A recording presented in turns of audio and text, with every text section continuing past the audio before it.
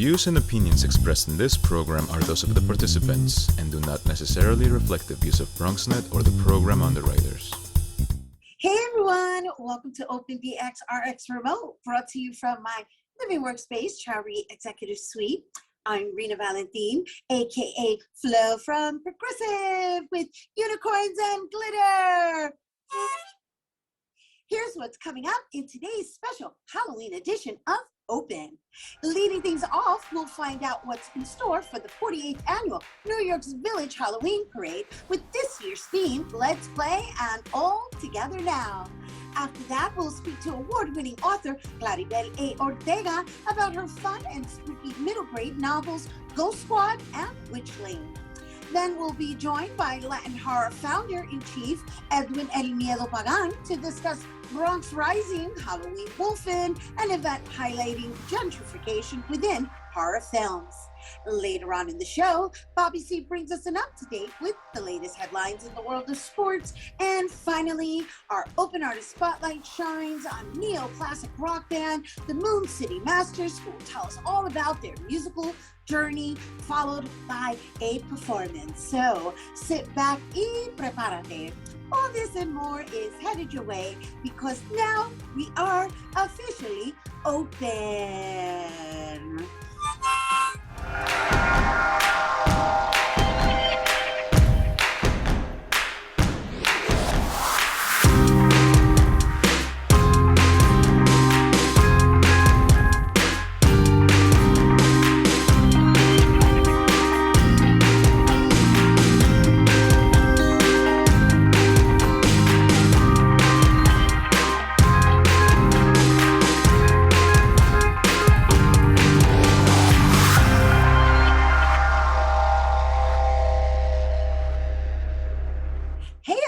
Welcome to Open. I'm Rhina Valentin, aka Flo from Progressive with unicorns and glitter, protecting your home. We're inviting you to get social with us online. Tweet us and follow us on Instagram at BronxNet TV and like us on Facebook at Open BronxNet Television. And of course, while you're there, follow me on Twitter, FB, Instagram, Insta Stories, and LinkedIn at Rhina Valentin. So after a year-long hiatus, the New York City Village Halloween Parade is officially back in person. Yay!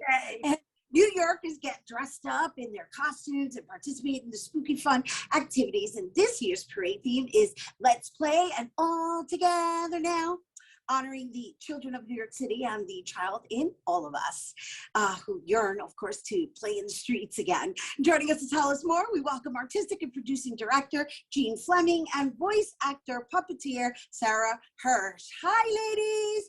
Hello. I have no idea where the harmonica comes from. It doesn't even go with my costume. It's just a toy I can play with. I'm like, yay, we get to dress up. I'm so happy to have you here. We're happy to be here. Very happy. Oh, well, I'm even more excited to share the news with our viewers, how we're going from what we had miniature last year into big life-size full puppets, right? Yes, it's true. And if you remember last year, the Grand Marshal of the miniature parade was Pinocchio. And what was his wish? That this year we would be real boys and girls. And so it's true.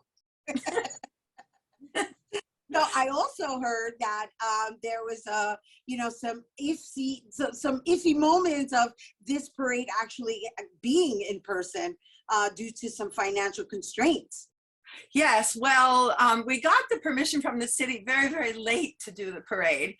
And we started to try to raise money. Most sponsors had already spent their budgets. And we started a Kickstarter campaign, but it was kind of going a little slow. And then one day, all of a sudden, this magic person called me on the phone and said, I would like to make a substantial donation. And I proceeded to meet this amazingly sweet guy named Jason Feldman. And he said, how much do you need to make it happen? And I told him, and he said, okay, I'll do that. And he did. Yay, Jason! Our hero. And as a result, all of New York gets to experience this. I mean, his generosity of spirit, his sweetness, his humbleness, he's been in the parade since he was 14 years old. He's 54. And he just said, I can make a difference here. I can do something for my city. He's a sweet guy. That's wonderful. That's lovely. That's New York strong for you in full flesh. And so I see Sarah over there fidgeting with her helmet. In space. It's tough up here. Yeah. You're weightless, you know, and your helmet is moving around. My helmet moves around weightlessly, you know? Yeah, I get it. Yeah. So, Sarah, actually, this is a little downsized from what you're normally dressed up in. It certainly is. Last year, so the parade was canceled and I started to build, I have a lot of little props and things from old costumes, like this banana peel and like a shark head, which I can't, well, it's really huge, but shark head, you know, this sort of thing. And so I figured, why not try and make these into like smaller costumes that people can wear and enjoy. And so I did that. And then I didn't end up selling any of them, but I have them. And so I know this is the Halloween episode. So I wanted to, you know, pay it forward and be in costume with you guys. So and in good time too, right? Because going into space seems to be this year's theme. Everybody is traveling in space nowadays. Yes, exactly. I paid thousands of dollars and now we're zooming from space. It's amazing. It's amazing. Amazing. My ship is all the way over here landed, but you know, I'm still floating about. Is that a photograph or is that a hologram of where you are right now? I chose a different background, you know, my fake background that makes me look legit, even though I'm in space. I'm in a spaceship right now. Oh, that is so clever. That's such a great idea. So, Jeanne, I understand that Randy Rainbow is the Grand Marshal this year. He certainly is. Yeah, I picked him. I love him. I love him too, and he's the sweetest guy too. And I picked him because during all the hard times for all these years and years, he made me laugh over and over again. It was such a pleasure. I waited to see what he would do next. But also, I picked him for his bravery. I felt that what he did was very, very brave. And I thought that's what Halloween is about. It's about bravery and humor and creativity. And Randy was the perfect person for that.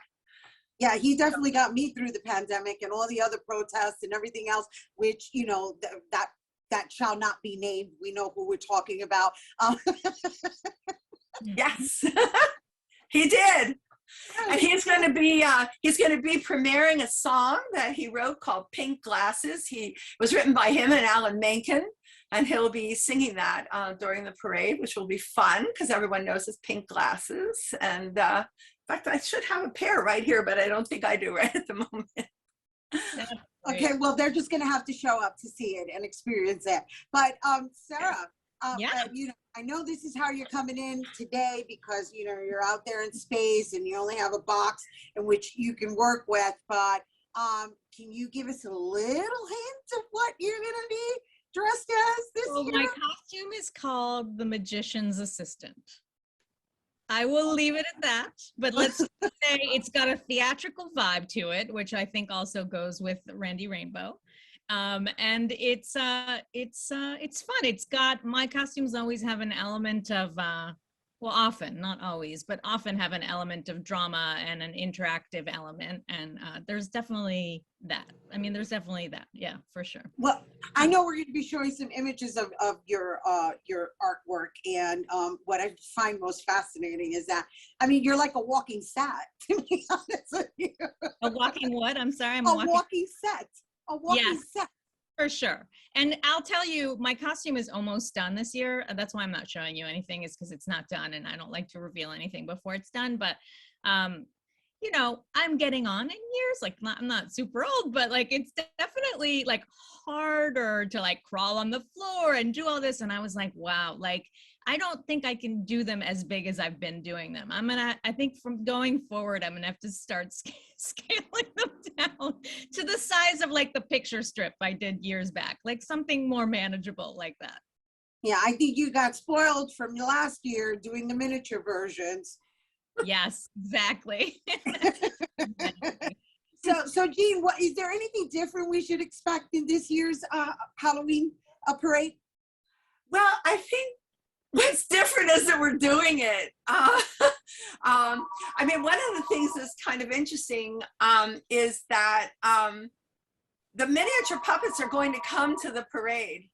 Oh, and nice. but they're bringing their creators, their real boys and girls with them, which I think will be fun. I'm turning off my phone. But anyway, I think that in itself, just getting to actually see the real people behind the puppets is kind of interesting. It's remarkable to me.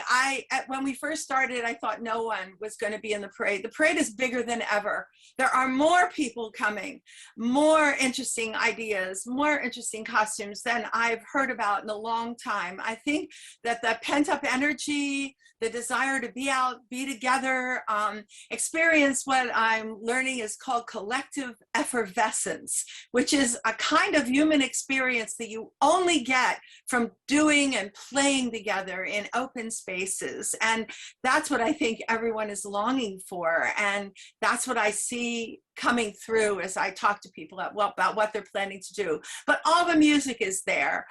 I see this as a gathering of the tribe. You know, this strange reunion of strangers that come together and for a brief time make this amazing community of people that are like them and totally unlike them. Kind of like the city itself. Right, exactly. You just summed up exactly what New York City is. And I just want to thank you both for bringing it here to our viewers on Open. Sarah, I can't wait to see what you're going to be wearing, Serra Hirsch. Me too. And Jeanne Fleming, of course, the artistic and producing director of the New York Village Halloween Day Parade, and the 48th annual New York Village Halloween Parade is going to be taking place on Sunday, October 31st at 7 p.m. in person in, of course, New York's Greenwich Village on 6th Avenue between Spring Street and 16th Street. And only people in costume are able to join the festivities. So make sure you get dressed up. It's playtime. All right, we have to take a quick break, but when we return, we'll hear how one author is sharing spooky fun stories through her books. Don't go anywhere.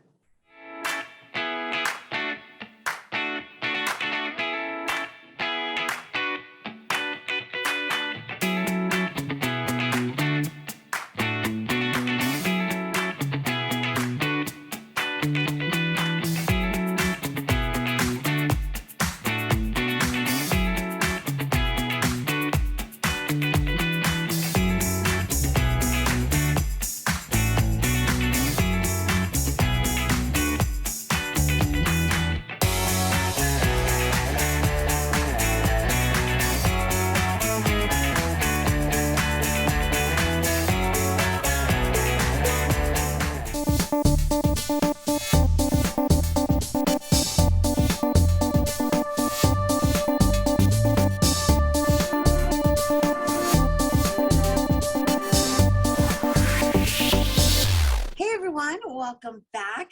So it's Halloween season and everyone likes to read or watch something really spooky, right? So our next guest, she's an award-winning author who decided to write young adult fantasy novels inspired by her Dominican heritage. Her books are fun and focused on outcast witches and happy ghosts. My fave. Her debut book, Ghost Squad, recently won Best in Middle Grade at the 2021 Ignite Awards, and today she joins us to tell us all about it, along with her upcoming book, Witchlings. Please welcome author Claribel A. Ortega. Hi. Hi, how are you? How's it going? We're good. We're feeling very festive this Halloween season. As it should be, as it should be. Yeah, you know, I really love that that in reading a little bit of your background, how you just made this choice, and perhaps it's been your purpose to just write for this generational, this generation in an age bracket in which they are, I want to see, discovering their own identity, right? So even though this is like fiction and it's fantasy, there's reality and there's the cultural aspect to the storytelling. So let's just talk about what led you here. Sure. So in general, why I write for kids is because the stories just come to me that way. Like, I sort of lead with the stories first. And if it's a story about a 12-year-old, then that's just what it is for me. I think the reason why I'm so drawn to writing for children is because a lot of the things that were formative for me were things that I consumed when I was this age, when I was like, 8, 9, 10, 11, 12, 13, things that have stuck with me and never really let me go. So when it came time for me to create things, I was pulling from a well of many years, but those are the things that really stuck with me the most. And in terms of how I started writing, that's like a very long story, but to keep it pretty short, I came from a journalism background. I was a reporter straight out of college, and I never really planned to become an author, but I suffered a loss in my life. I lost my brother, and I dealt with a lot of depression and anxiety, and writing became an outlet for me to deal with like those really hard feelings. And that's what led to Ghost Squad, because Ghost Squad is a book all about ghosts of our ancestors and grief and loss, and everything just started rolling from there. Yeah, that was going to be my next question with regards to the fact that you also identify as a Dominican writer, right? So although you're writing in English, the cultural component in your storytelling, which deals with ancestry, but also were you raised in an environment where these practices were initiated? Yeah, absolutely. So I identify as Dominican American, but my parents got to the Bronx a year before I was born. So all that I know is Dominican culture. It wasn't on the island, but it was from immigrant parents. So everything that is in Ghost Squad and some of the things that are in Witchlings are all from my childhood, from my upbringing, the food, the big family, getting yelled at if your room is just a little bit messy, the very loud family, the boisterous gatherings. All of that was taken directly from my childhood. Absolutely. Yeah, they're loud. The talking through walls is what I call it. Yeah, pretty much. Yeah. So let's talk a little bit about Ghost Squad, because Ghost Squad is available right now, and I know Witchling is going to be released in February of 2022. But again, going back to we already know the theme, right? But the beauty of what you've been doing is like now you're part of Scholastic, and I understand it's also being considered to it's in the works of becoming a feature film. Yes, that's correct. That's amazing. Yeah, it's exciting. That started happening before the book even came out, so it's really great. Brenda Chapman, who wrote and directed Brave, worked on Prince of Egypt, Beauty and the Beast. Wally is directing and writing the screenplay, so I'm really excited about it. That's exciting. Yeah. Oh, we have to have you back on when that starts. Of course, I'll be here. But in the meantime, I love that it's part of Scholastic and that the schools are involved and that it's part of almost like a reading literacy program. And of course, we already mentioned that you've won awards, but I'm really in awe over the fact that you have been able to pivot in this area and also still serve in some aspect as a reporter, if you really think about it.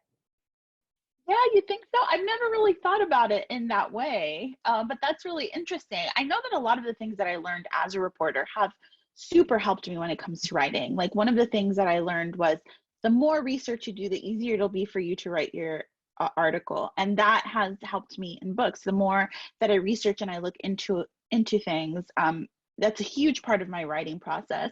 But that's interesting to see it as sort of like an extension of that. I've never thought of that before. Well, because you're sharing and you're exposing certain aspects, even though it's done in fiction form and fantasy. Yeah. So We must mention how your book is also the pick for Barnes and Noble and this wonderful deal that's being offered. So let's talk about that. Yeah, so Ghost Squad is the young reader pick for October, which means that every single Barnes and Noble in the country has a special table display and poster of Ghost Squad, and the paperback version, which is this one, and it's also buy one get one 50% off, which is really nice. And as an added bonus, the first chapter of Witchlings is actually at the end of the paperback. So if you're excited about reading Witchlings, you can grab the Ghost Squad paperback and you can get started before anyone else sort of knows about it, and read the first chapter. Are they completely different stories? Yes, completely different. They're not in the same world. They're not connected. Mm-hmm. Right. So it's not a series, but it's also they're written by the same author. Right. And Witchlings is the start of a series. So the book that's coming out in February is one of many. All right. And so before we go, just really, I'm very fascinated with the fact that your topics are ghosts, in which, you can share, you can answer or not. Like, have you been visited? I mean, I'll be honest, I've had moments in my life where strange things have happened, where I've seen strange things, and I don't know if it's like a trick of the light or me being too tired, but I would never discount it not being possible, because we don't know enough about this world to say definitely no. So I'm open to the possibility of anything. That's a really not good that answer. I want to be haunted. Not that I want to be haunted, but never say never. Well, you did say that you do serve almost as a vessel, right? That the stories just come to you and then you just allow it to process through whatever form. All right. Mm-hmm. Yeah. That's very true. That's very true. Never thought that maybe the stories were coming from ghosts. No. I was suggesting that, but who knows, right?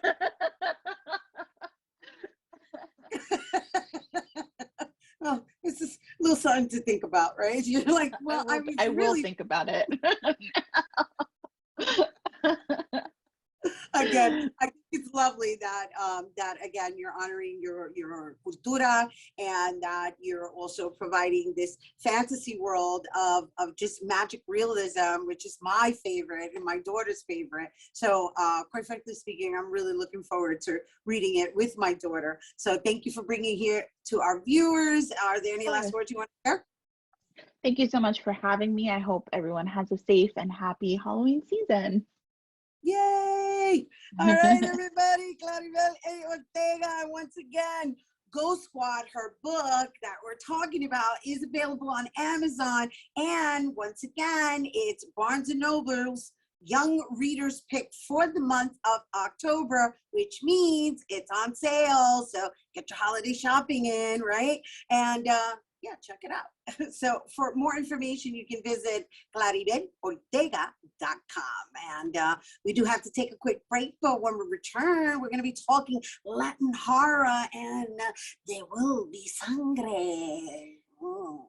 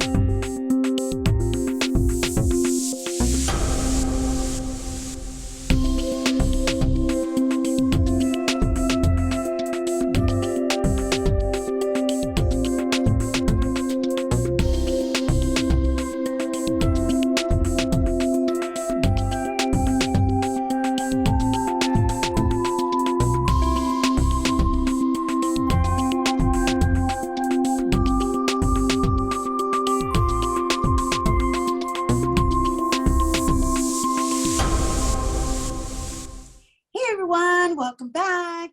Our third guest is a writer, filmmaker, and lifelong horror fan who founded Latin Horror, an online niche market website specializing in Latin-influenced horror. And today he joins us to discuss the Bronx Music Heritage Center's upcoming Halloween event, Bronx Rising, Halloween Wolfen, which will also include a panel discussion focusing on how horror movies deal with gentrification. And joining us to tell us more, we welcome Mr. There Will Be Sangre himself, Edwin El Miedo Pagán. Hey, good day, Rhina. Thanks for inviting me once again. We have quite a history of doing this every year about the time of Halloween. So it's always great to be back with you on your program. Oh, we love having you. And you know, despite the circumstances, we made it happen this year because we didn't have you on last year. And I was already accustomed to having you on every year. But let's start with this mask you're wearing. Let's talk about this mask you have on. This mask is a partial sort of demon mask. This is something I picked up a couple of years ago. What I normally do on Halloween is I kind of like to be solo, and I just go downtown into Union Square or, you know, up and down 6th Avenue where the parade happens when it does happen, and just people watch. I take my camera, I take photos, but for the most part, I'll wear something simple like this. I'm not one to necessarily get into a full body costume or overdo it where I'm building something for years. This is just something I pulled out the hat this morning. So this style of interview is perfect for you because you're like, oh, I only do that up, right? and of course, you're a photographer, so you're there capturing the scenes. And so, you know, I opened up with, of course, having you on annually, and I just want to kind of like reintroduce you to our guests and give them provide them with a little insight as to where you stand in this Latin horror position, right? Because I mean, your conversations have always come from just our cultures being infused into the horror genre, right? So I know we had conversations about folklore, La Llorona, El Cuco, and then we had another year we had discussions about haunted places in the Bronx and supernatural happenings in the really unusual places that you would never believe, like Fordham University. And so here we are in 2021, and you're still having this discussion. So, I mean, feel free to elaborate further on the topics that I just brought up, but I want us to lead into where we are in 2021. Yeah, I think, you know, the idea that I always had with this blog when I first started it, it was basically because I was a filmmaker Latino and I'm a lifelong fan of horror. And I'm not a fan of many things, but I think horror is the one thing I could say I am a fanatic of. And it's carried through in almost everything that I've done. But I'm also a filmmaker. So one of the things I've always done is make sure that Latinos, Latinas, and people in the diaspora are sort of always included in filmmaking. And so it was eventual that it was going to also cross over into this kind of work, my horror theme work. And so, you know, it brings me to this today where we're kind of having a discussion about films that were made either horror or non-horror science fiction that sort of are tinged with the backdrop of gentrification. And a couple that we'll mention today are particularly based and shot in the Bronx. Right. And so, all right. So what this event looks like is you're going to screen a classic, right? Wolfen, which is a classic. That's right. And then after that, what you have Bobby Sanabria playing or with his band and then the panel and then the playing and people come in costumes, like walk us through this. Yeah, what we do is normally, you know, the audience arrives, Bobby and Elena, his wife, who's the co-director of the space, they normally have tons of candy and things and goodies. They cater pastelillos, whatever, you know, snacks. And they decorate the space, Halloween theme with hay and posters and things. But what happens is, and we've been doing this is probably like the 5th go around that we've done this kind of, this event, is that Bobby will pick a film and he strips out the track, the soundtrack, the movie track, the music track. And then he does like they used to do in the 1920s, where he brings his orchestra in and they sort of superimpose their own music onto it. And it's actually very interesting and fun for the audience because, you know, they'll do certain effects with the drums or maybe a saxophone to kind of provide the dread of the film. Right, to amplify the mood and stuff. And people really get into it. And it's also funny because, like, you know, like they'll do things that surprise you. You'll be like, wow, that was perfect, you know, so people get into it. And then following the performance and the film, which are together, we'll have a panel that's talking about movies that have gentrification at the core of them. And then we'll roll some clips that I've put together. We'll have a couple of panelists that we're not yet saying who they are because we want to provide that as a surprise. But it's a fun night. People get into it, and it's a safe environment because it happens at the Bronx Music Heritage Center, which is a nice little kind of comfortable space. So it becomes familiar on Halloween or just before Halloween, you know? But it's an adult party.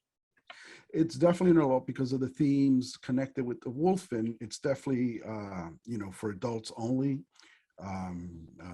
Even though we would want to say parental guidance advised, the issues and some of the scenes that happen in the movie, both in terms of horror and also like some adult content, like maybe partial nudity, as the Bronx Music Heritage Center as a not-for-profit can't necessarily go there, and so it's for adults only, which in some cases may make it better because we'll have a little bit more open sort of joking discussion around. Discussion and freedom, right? That's right. So it's right. And so, esto ya, based on what you're sharing with me, esto se aparece un remix because I'm just visualizing like watching this movie and then having Bobby Sanabria's band playing the sound effects and playing the cinematic music and and it's great because they surprise you because I think Bobby spends probably a month and a half rehearsing with the band, and they actually write they have a whole score, and it's really nice when you hear it that that they sat down to come see the movie and then apply all the treatments for it, which is it's really amazing. I love it. I love anything that's innovative that allows us to just bring out the childlike behavior, right? Because it's like, who doesn't like sitting and watching a movie? And then, especially if it's a classic, and then you're doing this remix, and then you're having a discussion about how we're still fighting to have a place in this genre, in a lot of genres, but particularly in this genre, which is why you have Latin horror and you continue to hold these discussions and share space and as well as information, because again, I opened up just mentioning like the haunted places in the Bronx. I understand you're going to be screening something that was shot in the Bronx as well, right? That's right. We're actually going to be screening two films, pieces from it to set the tone. One of them was from 1973, which is it's a crazy film. It's called Escape from the Bronx. It was directed by an Italian national, Enzo Castellari, who is actually a very known and well-respected director. But what happens in the careers of a lot of filmmakers, especially actors and actresses, they'll start their careers in horror and then make their way out to mainstream. And it's an interesting film because the whole premise of it is that the Bronx has been condemned, and this company that we never quite know who they are is called the General Construction Corporation, actually has a bunch of mercenaries that go around through all the abandoned buildings, actually exterminating the citizens of the South Bronx because they want to take over the whole region. It's been condemned. Yeah, I just got the visual of the Purge. I just got a visual of the Purge. It's Purge back in the 70s, and it's sanctioned by the government, except this company has been hired to do it. And they're saying to people, you got to leave the Bronx. Don't worry, we'll reacclimate you in another safe region in New Mexico, in sunny New Mexico. So they're actually going to export us out of the Bronx. So it's a really interesting film. It's done really well. What I find most amazing about it is that it was shot in the Bronx during that time. So you see a lot of the infrastructure of the Bronx that was deteriorating at that time, the abandoned buildings, etc. Right. So it's a time capsule as well. Yeah. And then we have another film that we're going to sort of speak about, which was released just last year. Was filmed in the Bronx by Osmani Rodriguez, who's a Dominicano that lives here in the Bronx, called The Bronx versus the Vampire. Was released just last year on Netflix. And it's also a film that's really well done. And it basically centers around these group of young teenagers who kind of come across this plot, almost like kind of a Scooby-Doo episode, where they realize that this group of vampires, who is actually also a development corporation, is taking over property in the Bronx, and their whole idea is to take over the Bronx. Oh my gosh. To replace it with vampires, and these kids Right. go on this journey to kind of like, like they do in Scooby-Doo, to kind of like, thwart the plan. And Yeah. it's really entertaining. It really, all really sounds fun. entertaining. I mean, and clever too, and clever. We're out of Yep. time, Edwin. I love talking to you. I love talking everything Latin horror. Obviously, you guys are listening, right? And you're hearing that. Well, this is definitely a unique experience for Halloween. So if you're into films and you're into horror, this is definitely the place to be. Once again, Edwin Pagán, rather Edwin El Miedo Pagán, founder and chief of Latin horror, and you guys for Bronx Rising Halloween Wolfen, that's taking place on October 29th at 7 p.m. at the Bronx Music Heritage Center, located at 1303 Louis 9 Boulevard. And due to adult content, reservations are required, and you can do that by calling 917-557-2354. For information, you can visit them on IG at BX Music, and for all things horror, because there will be sangre, be sure to visit LatinHorror.com. All right, don't go anywhere. Bobby C's Weekly Sports Roundup is coming up next.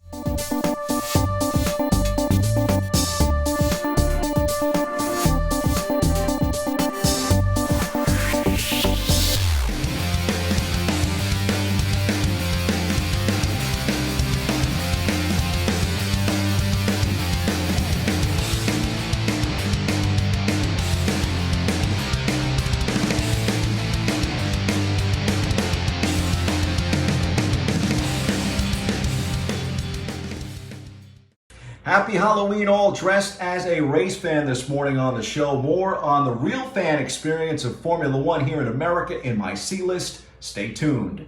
I digress. We begin this 5-on-5 with a 5-star catch by Daniel Jones. Yes, you heard me right.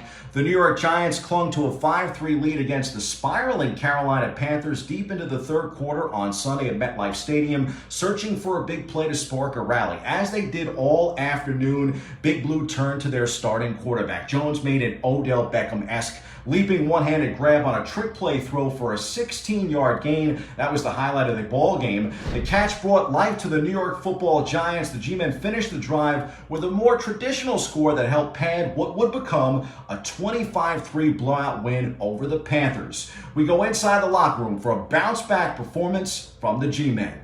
Well, I think it was a good throw. I don't think the route was very good, and I don't think I was moving very fast. I've been on the other end of that, so I get mad at guys. I did the same thing there. So, but I think it was a good throw, and Dante's thrown it well all week. He's done a good job with it, and just tried to execute it. Bounce back for the Giants. Breakthrough performance for Jones. He was QB1, RB1, and wide receiver 1 on Sunday. What a game. We'll continue our trend of sparkling performances by a signal caller and turn our attention to the Bronx and Fordham quarterback Tim DeMorat. The senior QB also did it all last weekend. He led the Rams to their 5th straight win, tossing 3 scores and rushing for 2 more, including the game winner. Rams edged lowly Lehigh in a trap game, 35-28 at Rose Hill last Saturday. Rams are now 3-0 in the Patriot League and have the bye week this weekend. They've certainly earned it. Coming in at number 3, I can't say things are as good in the quarterback department for Gang Green. The Jets won't have Zach Wilson for up to a month. An MRI on the rookie quarterback's knee confirmed he suffered a sprained PCL and will miss 2 to 4 weeks. The 22-year-old suffered the injury during the first half of the Jets' blowout loss to the New England Patriots on Sunday in Foxborough. Here's a dejected Wilson in the postgame. Yeah, frustrating. I just sat in there asking him, can I go back in? What can I do? Once they said the best thing to do was probably obviously not to play and to make sure we find out what's wrong first. I just kind of sat in there on my phone and watched the game, on my phone and, just try to see everything that was going on. And, obviously wanted the best for those guys to come out there and get it done. And, we're going to keep getting better. We've got a big process for us. In the 2 spot, the Brooklyn Nets have started the season a bit slow. Star Kevin Durant was asked about Kyrie Irving's absence due to being unvaccinated and whether the Nets have enough talent without Kyrie to win it all. Here's Kevin Durant. While we playing in a game, I'm not going to sit there and say, yo, when we get down or it's a tight game, like, damn, we don't have enough. Like, no, we're not going to be thinking about that during the game. We definitely want Kyrie Irving out here on the floor. And he's a huge part of what we do. But it's not happening right now, so we got to figure it out. But nobody's going to lose confidence while we playing and hope Kyrie come and save us during the game. Nah, we got to play. And everybody here is confident in what they do, so we just got to play. This is a matter of us coming together, figuring out which way we need to play on both ends of the floor. And that's just a matter of it being early in the season and us, figuring out these lineups and stuff. But the good part about it is that we got a game tomorrow. And at number 1, what a weekend for the Grand Prix of F1 and MotoGP. Our BronxNet cameras return to Austin, Texas to capture the Formula One showdown between title protagonists Max Verstappen and Lewis Hamilton. Max, the young Dutchman seeking his first world championship, was being chased down by the 7-time champion. Hamilton was rapidly closing in on the lead under the hot Texas sun at COTA. What a race it was. The intensity of the tightest championship race in years might have derailed a different driver. Hamilton pulled within 1 second on the final lap. Nonetheless, Verstappen thrived under pressure and won his 8th race of the Formula One season. Madness in Texas as the popularity of F1 explodes in the U.S. The championship rivalry delivered a dramatic finish in front of an estimated crowd of 140,000 people on Sunday and a total of 400,000 spectators for the weekend. It was one of the largest sporting events since the start of the pandemic and drew the rich and the famous to the Austin circuit. Among the celebrities in attendance were actor Ben Stiller, rapper Megan Thee Stallion, golfer Rory McIlroy, and tennis champion Serena Williams. NBA great Shaquille O'Neal hosted a post-race DJ dance party and delivered the winner's trophy on the podium. More in the C-list. Sharing number 1 here on their front end of 5 on 5 is the MotoGP race at Misano. Fabio Quartararo becomes the 2021 MotoGP World Champion, finishing 5th to clinch the title on Sunday. Here's a cool pic that I took of him earlier in the month at COTA, where he finished 2nd to the man that won on Sunday in Italy, and that's Marc Marquez. Kudos to him for winning back-to-back motorcycle races. In addition to Marquez and Quartararo headlining, Sunday was also the final home race for the legendary Valentino Rossi.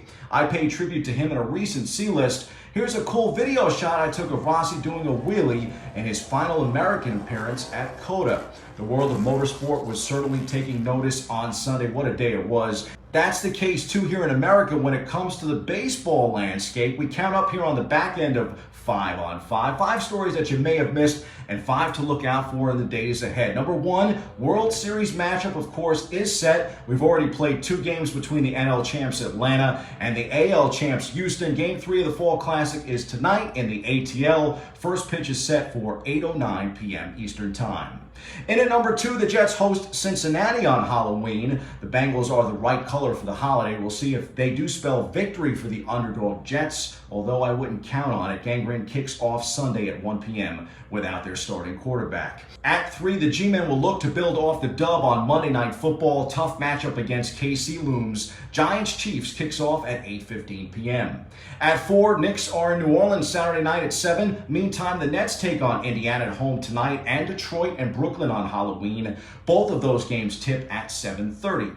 And at number 5, the Rangers skate at Madison Square Garden tonight against Columbus, and on Sunday in Seattle against the newest NHL team, the Kraken. Cool name, nice matchup on Halloween. Puck drop tonight is 7 at 9 p.m. on Sunday. Meanwhile, the Islanders are in Nashville tomorrow afternoon for a 1:30 start. Those are the headlines. We hit the C-list for an insider fan experience of F1.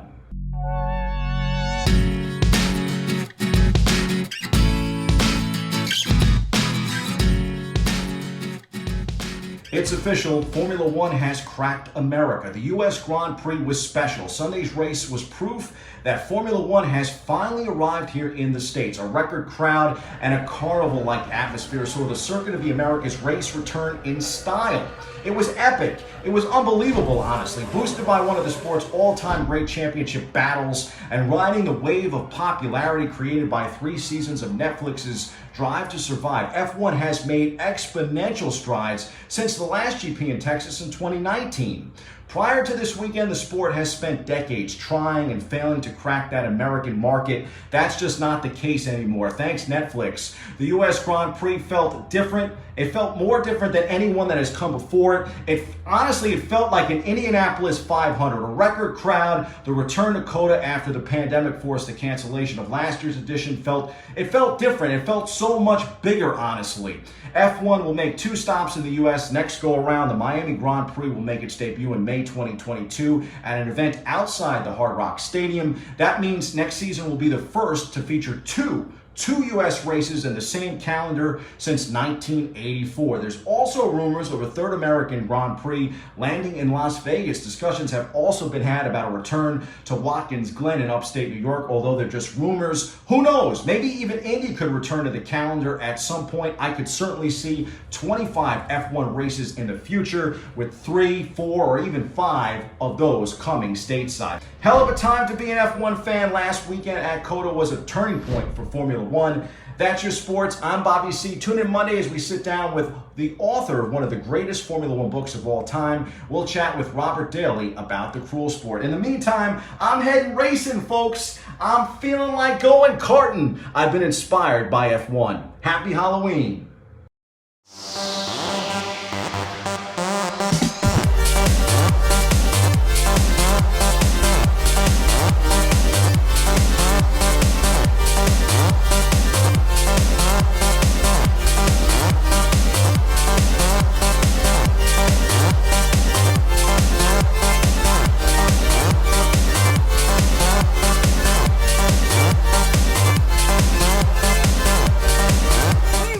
Welcome back to Open. Our last guest is a dynamic duo who bring a double funky sound to the music scene.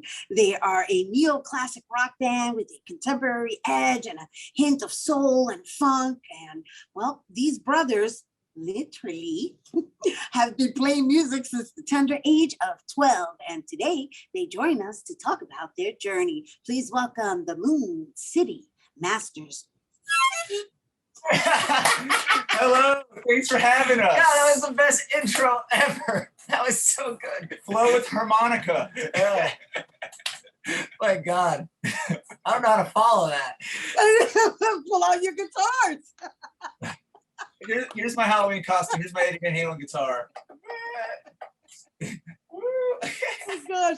Anyway, we're gonna get a performance from you guys later. But what's up? How's it going? It's going well, you know. Just put out a new song last Friday, and we're getting ready to hit the road with a band called Joyous Wolf. Going to be hitting the Midwest, Ohio, and we're going to Indiana and Michigan and Pittsburgh, and we're doing a couple of shows with Robbie Krieger of the Doors next weekend before we hit the road. So we're rocking and rolling. I know. I saw you got a nice tour coming up in November. So what's that been like for you prior to being out on the stage? What's it like prior to being out on the stage? What has that been like for you, for both of you, having to endure this pandemic before being virtually? It was horrible at first. We were so depressed, but then we just kind of like realized, you know what? We've got all this time at home. Let's just make lemonade out of these lemons, you know, let's do everything we can. Let's get more savvy with our social media promotion. Let's put out the best songs we could put out. You know, let's spend this extra time like really digging deep and writing music. And so thankfully we're coming out of this pandemic with more fans. I don't even know, more than 2 times, 3 times the fan base that we had before. And I just feel so thankful for that, you know. So we're coming out of this pandemic now with more opportunities than we had before it, you know. But I'll admit, when it first got real to me that we don't know when we're playing live again, I was really sad. And then my fiance was like, you got to start focusing on what you can do and what you can't do. And I was like, okay, we're gonna be in this little apartment together. I better not be too miserable to be around. I just got my cat. My cat can't complain if I'm alone. You know, it's very interesting, right? And I always ask that question of the artists because, you know, we tried to hold space as best as we could. We're also, you know, still operating virtually. We would normally be in studio, and we still haven't made it back to studio. And thank God that we've been able to pivot and continue functioning. But there's something really, really refreshing about being live and being in person and having the, you know, the exchanging that energy with people in a live environment. And now you guys are like not only going live, you're like in a car touring. I mean, that's like one extreme to the other. Oh yeah. Oh, it was crazy to think. You know, we just a few weeks ago we drove to Wisconsin to play Summerfest there. We were opening up for Sheila E. You know, I've known her. She works with Prince in the '80s, and that was an honor. Yeah, you know, she was so great. But it is crazy. That. I mean, that's pretty dope. It is totally dope. It's like the weirdest thing because like we had that one gig, so we drove 15 hours to crash with our cousin. And it's like, and sleep on couches, and that all is like terrible and fun at the same time. But then you get 45 minutes opening up for a musician that you just really respect and playing for 1,000 people, and you go from doing this physically hard thing to doing the coolest thing, like something really special. You know, but it's definitely from not like being in our apartments, because you know we both are guitar teachers, so we just do it from Zoom like what you guys do with the show, which has been amazing to stay. But it's like going 0 to 100. Yeah, like I thought it would be like, oh, we'll slowly get back. You know, things are gonna slowly open. It was like once everyone got the jab, it's like nope. We're going full speed again, which you know I'm happy to. Playing live is the thing we love the most about being musicians. It feels normal again. The first show back was weird. Yeah. Have you guys always been like this? I mean, you know, you grew up together, and you know, I mean, we can tell you apart, but you kind of finish each other's sentences, and you're able to pick up from where the other one left off. It's a really interesting concept. But we've never spent. I don't know if we've spent more than 2 weeks apart from each other. Like we don't live together anymore, but I live a mile away. He lives a mile away. We see each other almost every day, and you know, we've just been on the same wavelength since we were kids. I guess we've always been this way. Yeah, we've always been this way. So I was going through some of your videos, and the reason I asked that, as far as it being a concept, is because you kind of you incorporate it into your presentation style. I was watching this video where one of you was the dominant player, and the other one was kind of really just listening, not even looking, and duplicating the exact same movement and sound. And I'm going, oh my gosh, like how connected are you? You know, 9 months in the womb, and then you know, a whole lifetime together. But you don't even live together, but yet you still have that connection. It's really fascinating. Yeah, we see each other every day. We work together, you know. And we talk on the phone. He calls me like a zillion times. It's like 30 seconds. I got a song idea. Look at this guitar I found. Oh, check this out. You know, we've just been best friends since the beginning, and you know, even we've just always been attracted to the same types of music, same types of humor, and we just get each other. Yeah. But we're brothers. Really so we're at each other's throats, brothers. Yeah, no, I know it's magical though, right? Because you know, you would think like, oh, you're twins, and perhaps maybe you wanted, you know, some space so that you can have your individual lives, but no, that's not the case at all. No, we're just on the same page, and we got other siblings that were real. We have 3 older siblings. We're tight with them too, but you know, we've always just had the exact same things in common. You know. Yep. If it ain't broke, don't fix it. Yep. That's what's up.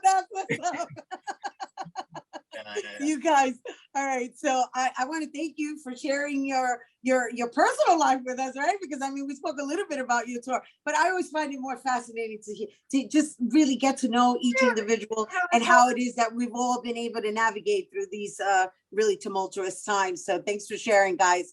All right. Once again, you guys don't go anywhere, because when we return, the Moon City Masters are going to perform for us. So don't go anywhere.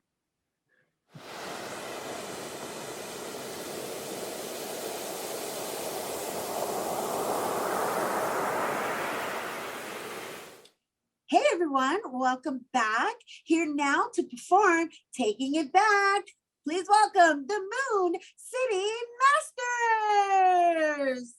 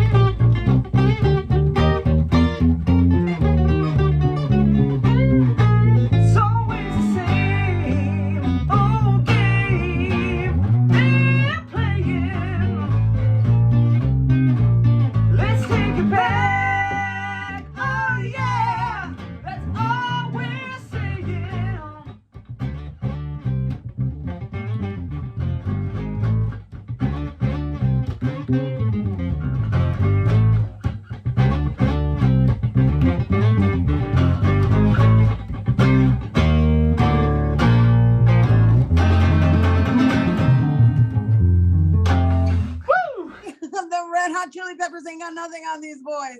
All right, for more on the Moon City Masters, please make sure to check them out on YouTube and on IG at the Moon City Masters. That is our show today, mi gente. Thanks to all our guests for coming through and to you, our viewers, for tuning in. If you missed any part of the show, you can check out the recap cast tonight and 24 hours a day at BronxNet.tv.